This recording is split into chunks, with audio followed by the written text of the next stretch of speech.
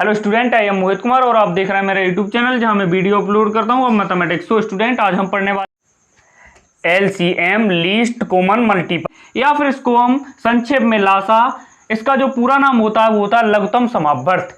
अब हम समझते हैं कि लघुत्तम समापवर्त क्या होता है। पहले तो मैं इसकी एक आपको डेफिनेशन बता रहा हूं, जिसको हम इस तरह डिफाइन कर सकते हैं, परिभाषित कर सकते हैं कि लासा वह छोटी से छोटी संख्या होती है जो दी गई संख्याओं से पूरी पूरी विभाजित हो जाती है। जिन संख्याओं का लासा ज्ञात करना होता है उन संख्याओं से वो पूरी पूरी विभाजित हो जाती है। समापवर्त क्या होता है, इसको दूसरे तरीके से हम ऐसे भी कह सकते हैं कि लघुत्तम बोले तो छोटा, लघुत्तम बोले तो छोटा समापवर्त को अगर हम तोड़ें तो इसको हम तोड़ सकते हैं समधन अपवर्त।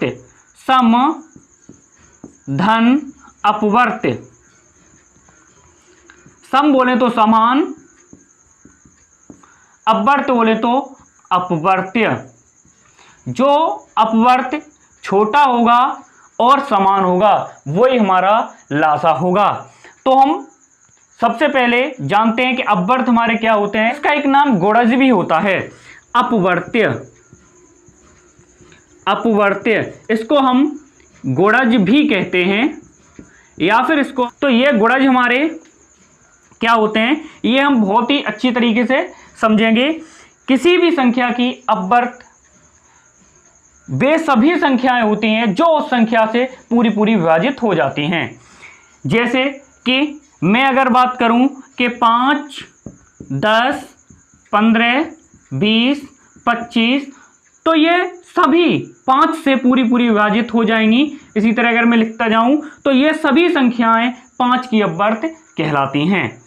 इसी तरह अगर मैं ये कहूं 10, 20, 30, 40, 50, तो ये सभी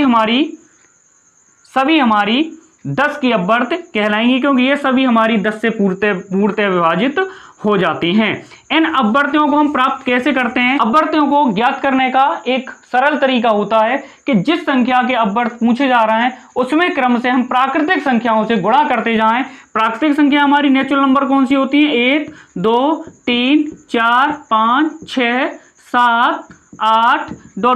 और ये हमारी अनंत तक जाती हैं। और ये हमारी कहां तक जाती हैं? अनंत तक जाती हैं। यदि इन प्राकृतिक संख्याओं से अगर हम गुणा करते जाएं उस संख्या में जिस संख्या के अपवर्त पूछे जा रहे हैं, तो प्राप्त होने वाली जो संख्याएं होती हैं उस संख्या की अपवर्त कहलाती हैं। जैसे मैं अगर बात करूं कि 15 के अपवर्त, तो 15 के अपवर्त कौन से होंगे? तो 15 के अपवर्त वे सभी संख्याएं होंगी। देखिए, हम 15 में क्रम से इनसे गुणा करते हैं प्राकृतिक संख्याओं से। 15 के साथ पहले हम 1 से करेंगे, फिर 15 के साथ हम 2 से करेंगे, फिर 15 के साथ हम 3 से गुणा करेंगे, फिर 15 के साथ हम 4 से गुणा करेंगे, फिर हम 15 के साथ 5 से गुणा करेंगे, और ये अनंत तक हम करते जाएंगे। तो प्राप्त होने वाली जो सभी संख्याएं होंगी हमारी 15, 30, 45, 60, 75, ये इस तरह प्राप्त होने वाली जो सभी संख्याएं वो हमारी 15 की अपवर्त कहलाएंगी। अपवर्त हमारे कभी भी समाप्त नहीं होते, क्योंकि इनमें हम क्रम से प्राकृतिक संख्याओं से गुणा करने पर इन्हें हम प्राप्त करते हैं। तो प्राकृतिक संख्या हमारी अनंत होती हैं, वो कभी समाप्त नहीं होती, इसलिए हमारे अपवर्त भी कभी भी समाप्त नहीं होते। उनमें हम जहां तक हमें जरूरत होती है लिखने की वहां तक हम उनको लिख लेते हैं, बाकी को हम ऐसा ही छोड़ देते हैं। अब गुणज हम इसको क्यों कहते हैं? गुणज हम इसलिए कहते हैं क्योंकि इनमें गुणा करने पर ये प्राप्त होती हैं। इसी तरह अगर मैं आपसे ये कहूं कि 20 के अपवर्त कितने होंगे, तो हम 20 के अपवर्त बहुत ही आसानी से लिख सकते हैं। 20 के साथ 1 का गुणा, 20 एकम 20, 20 दूनी 40, 20 तिया 60, 20 चौके 80, 20 पंजे 100, 20 छिक्का 120 ... या हम ऐसे भी कह सकते हैं कि अपवर्त उस संख्या का पहाड़ा होता है। 15 व 20 का लासा ज्ञात करो। तो हम कैसे 15 और 20 का लासा ज्ञात करेंगे? सबसे पहले हम 15 के अपवर्त लिखेंगे। 15 के अपवर्त्य या हम 15 के गुणज भी कह सकते हैं। इसी तरह हम 20 के अपवर्त लिखेंगे। 15 के अपवर्त 15, 15 दूने 30, 15 तीय 45, 15 चौके 60, 15 75, 15 75, 15 छिक्के 90, 15 सत्ते 105, 15 अट्ठे 120। इस तरह हम आसानी से लिख सकते हैं। इसको डॉट डॉट करके छोड़ देंगे। यहाँ हम 20 के लिखेंगे तो 20, 20 दूने 40, 20 तिया 60, 20 चौके 80, 20 पंजे 100, 20 छिक्का 120, 20 सत्ते 140 और जहाँ तक हम लिख सकते हैं वहाँ तक लिख के और बाकी छोड़ दें। ऐसा कैसे हम ज्ञात करते हैं? तो सबसे पहले हम सम अपवर्त देखेंगे कौन कौन से समान अपवर्त हैं हमारे। तो हम देखते हैं सम अपवर्त सबसे पहले लिखेंगे। सम अपवर्त्य कौन कौन से हमारे सम अपवर्त? तो सम अपवर्त हमारे देखते हैं। एक हमारे ये देखो 60 आ रहे हैं, उसके बाद 120 आ रहा है। इसी तरह काफ़ी आएंगे, लेकिन इसी तरह हमारे काफ़ी आगे भी आते रहेंगे, लेकिन 180 आ जाएगा एक। इस तरह आगे भी और आते रहेंगे, लेकिन हमें लासा हमारा क्या होता है? लासा होता है छोटा समान अपवर्त, अर्थात के 60 ये हमारा छोटा है और समान भी है इससे छोटा। और ये देखो 15 से भी 60 पूरी तरह विभाजित हो जाएगा और 20 से भी पूरी तरह विभाजित हो जाता है। इसको निकालने की दो विधियां और भी हैं, जिनको हम क्रम से एक एक करके अभी सीखेंगे। सबसे पहले मैं बात करता हूं भाग विधि की। एक हमारी भाग विधि है जो काफ़ी सरल और लासा निकालने के लिए बहुत ही प्रयोग में लाई जाती है। सरल भी है और अच्छी भी है। आसानी से इसके माध्यम से हम लासा को सीख सकते हैं, निकाल सकते हैं। तो देखें, इन्हीं दोनों संख्याओं का लासा मैं इस विधि से निकालूंगा। इधर कर दे रहा हूं मैं।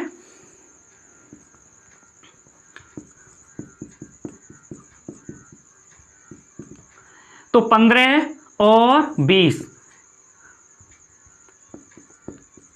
तो इनको हम कैसे निकालते हैं? इसका एक तरीका होता है, जब भी हम इसको विभाजित करते हैं तो अभाज्य संख्याओं से ही हम इनको विभाजित करते हैं। और ये कि बड़ी अभाज्य संख्या से, क्रम से अभाज्य संख्या हमारी कहां से होती है? 2, फिर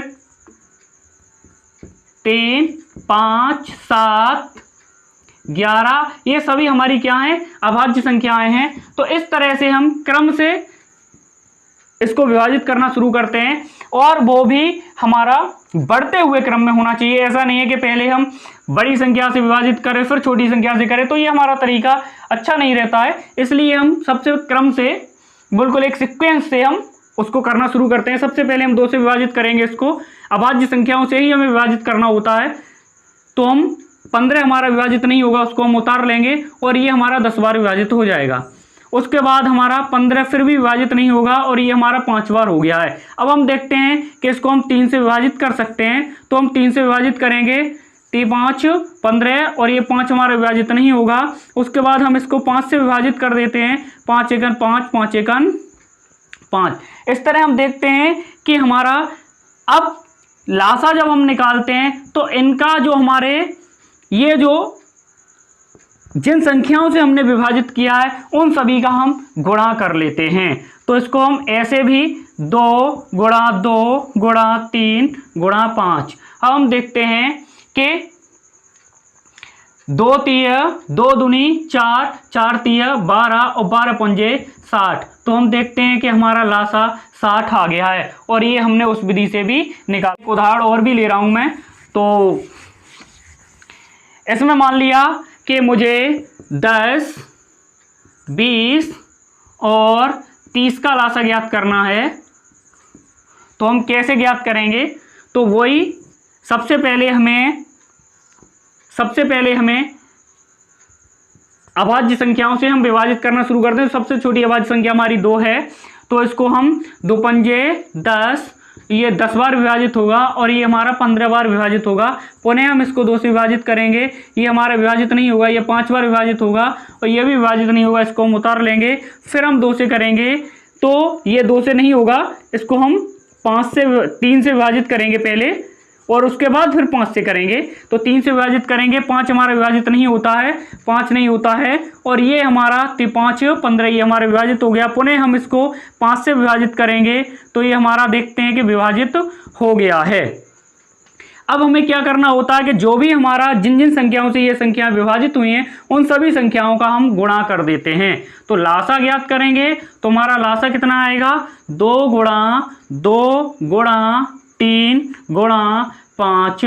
अब हम देखते हैं 2 दूनी 4, 4 तिया 12, 12 पंजे 60 और हमारा लासा कितना आ गया है 60। इस तरह हम इस भाग विधि से आसानी से लासा को निकालते हैं। एक दूसरी विधि भी है जो हमारी लासा निकालने के लिए प्रयोग की जाती है। इन्हीं संख्याओं का मैं लासा आपको जो दूसरी विधि है गुणनखंड विधि उससे मैं निकाल के आपको बताता हूं कि गुणनखंड विधि से हम लासा को कैसे निकालते हैं। तो हम बात करते हैं गुणनखंड विधि की कि हम गुणनखंड विधि से कैसे लासा निकालेंगे। तो मैं देखता हूं मुझे 10, 20 और 30 का लासा निकालना है गुणनखंड विधि से। अब हम बात कर रहे हैं गुणनखंड विधि की। गुणनखंड विधि तो सबसे पहले हमें करना ये होता है कि हम इन सभी संख्याओं के अभाज्य गुणनखंड करते हैं अलग अलग और उसके बाद हम उसका लासा निकालते हैं। तो इन सभी संख्याओं के अभाज्य गुणनखंड करने के लिए 2 विधियां प्रयोग में लाई जाती हैं। एक हमारी वृक्ष गुणनखंड विधि होती है और दूसरी ये भाग विधि होती है। गुणनखंड विधि से हम कैसे इनके अभाज्य गुणनखंड कर सकते हैं, जैसे कि हमारे 10 के अभाज्य गुणनखंड हमें करने हैं तो हम आसानी से ये इस तरह देखें 5 दूनी 10। अब देखिए हमारे अभाज्य गुणनखंड हो गए हैं। इसी तरह अगर हमें 20 के अभाज्य गुणनखंड करने हैं तो हम 20 के भी आसानी से इसी तरह कर सकते हैं। ये 10 दूनी 20 और 10 हमारा फिर भी विभाजित हो जाएगा तो हम इसको पुनः कर सकते हैं 5 दूनी 10। तो ये हमारे 20 के अभाज्य गुणनखंड होंगे। इसी तरह ये हमारी वृक्ष गुणनखंड विधि है और इसी तरह हम 30 के भी अभाज्य गुणनखंड प्राप्त कर सकते हैं। 30 के अभाज्य गुणनखंड हम कैसे निकालेंगे, 10 तिया 30 और इसको हम 5 दूनी 10। तो हम अगर लिखना चाहें तो इनके अभाज्य गुणनखंड कितने होंगे, 10 के अभाज्य गुणनखंड होंगे हमारे 10 के अभाज्य गुणनखंड होंगे हमारे 2 गुणा 5। 20 के अभाज्य गुणनखंड होंगे 2 गुणा 2 गुणा 5 और 30 के अभाज्य गुणनखंड होंगे हमारे 2 गुणा 3 गुणा 5। तो अब हमें अगर इनका लासा निकालना है गुणनखंड विधि से तो हम आसानी से कैसे निकालेंगे, अब इसको हम समझते हैं। इसको जब हम लिखेंगे लासा निकालने के लिए तो हम इसको ये देखते हैं कि ये जो 2 है इसमें हमारे 10 के अगर हमने अभाज्य गुणनखंड करें तो हम इसको ऐसे भी लिख सकते हैं कि 2 पे पावर 1 गुणा 5 पावर 1 और इसको हम ऐसे भी लिख सकते हैं 2 पे पावर 2 गुणा 5 पावर 1 और इसको हम लिख सकते हैं 2 पे पावर 1 गुणा 3 पावर 1 गुणा 5 पावर 1।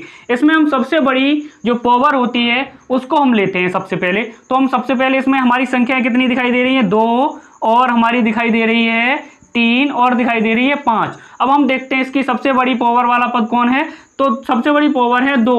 तो हम इसको 2 पे पावर 2 लिख देंगे। इससे बड़ी किसी की घात नहीं है। इस पे 2 पावर 1 है, इस पे 2 पावर 1 है और इस पे 2 पावर 2 है, तो हम इसी को लिखेंगे, गुणा लगाएंगे। दूसरा हम देखते हैं कि 3 पे कोई ऐसा नहीं है, अकेला 3 है और 3 पावर 1 है तो उसको हम 3 पावर 1 लिखेंगे। और यहाँ देखते हैं सबसे बड़ी पावर 5 की भी एक ही है सब जगह, तो हम इसको इस तरह लिख सकते हैं। इसको जब हम लिखेंगे तो 2 पे पावर 2 का मान होता है 4 गुणा 3 गुणा 5 और इनका हम आसानी से गुणा करें 4 3 12 पंजे 60 और ये हम आसानी से इसका इस तरह लासा ज्ञात कर सकते हैं। ये हमारी कुछ 3 विधियां हैं जो मैंने आपको बताई हैं। इस विधियों से हम आसानी से लासा को निकाल सकते हैं। Thank you for watching me.